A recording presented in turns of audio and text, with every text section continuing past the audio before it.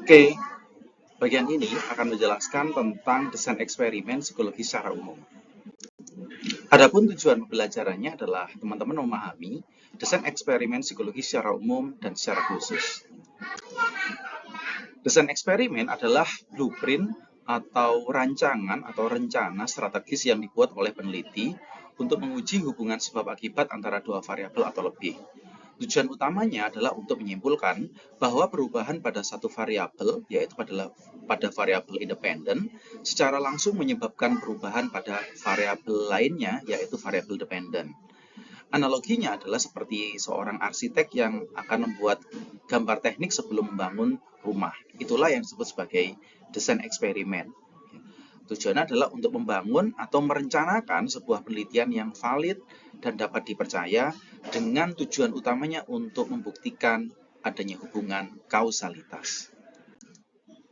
Mengapa desain eksperimen itu penting? Pertama adalah untuk menjamin adanya validitas internal, ya, bahwa kemudian bukti yang menunjukkan perubahan pada variabel dependen benar-benar disebabkan oleh variabel independennya. Lalu kemudian yang kedua adalah mengontrol adanya pencemar atau yang seringkali kita sebut sebagai extraneous variable yang muncul dari lingkungan. Selanjutnya, ada konsep kunci dalam desain eksperimen dengan melibatkan beberapa komponen utama di dalamnya.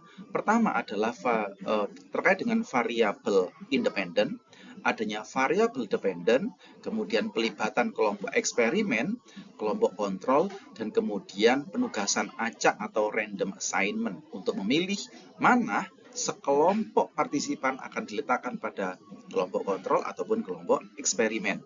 Yang keempat adalah ragam utama dari desain eksperimen yang akan kita pelajari pada video selanjutnya.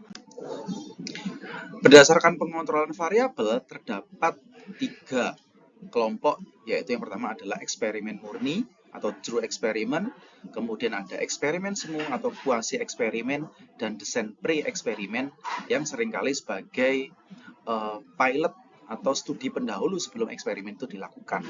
Umumnya pada desain pre-eksperimen itu menggunakan desain yang paling sederhana. Bagian eksperimen murni ataupun eksperimen semu akan dijelaskan pada video yang lainnya. Kalau didasarkan atas alokasi partisipan, ada 2 jenis. Yang pertama adalah between subject design atau desain antar subjek, dan yang kedua adalah within subject design atau desain dalam subjek, atau seringkali kita menggunakan istilah repeat measure. Berdasarkan setting, maka eksperimen itu bisa dilakukan pada konteks atau setting laboratorium, atau yang kedua adalah pada setting eksperimen di lapangan. Nah, apa yang bisa kita pelajari dari desain eksperimen secara umum?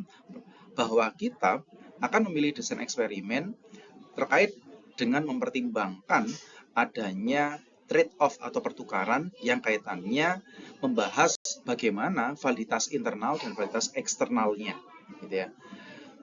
Umumnya ini terkait dengan tingkat kontrol atau realitas. Contohnya eksperimen di laboratorium itu memberikan kontrol yang tinggi terkait dengan extraneous variable, tetapi mungkin dia kurang realistis karena tidak terjadi pada setting alamiahnya. Ya. Sedangkan eksperimen lapangan tentu itu lebih realistis karena sesuai dengan setting alamiahnya, namun itu sulit untuk dilakukan kontrol terutama pada extraneous variabelnya. Yang kedua, ini terkait dengan validitas internal dan eksternal. Desain yang sangat ketat, misalnya pada true eksperimen, itu memiliki validitas internal yang tinggi, ya, terkait dengan menjamin adanya hubungan sebab dan akibat, tetapi itu mungkin sulit direalisasikan pada setting lain atau setting alamiahnya, gitu ya, pada setting lapangan, gitu ya. Umumnya karena rendahnya validitas eksternal yang bisa dicapai. Nah, bahwa kita perlu memahami dan menyadari bahwa tidak ada desain yang paling sempurna.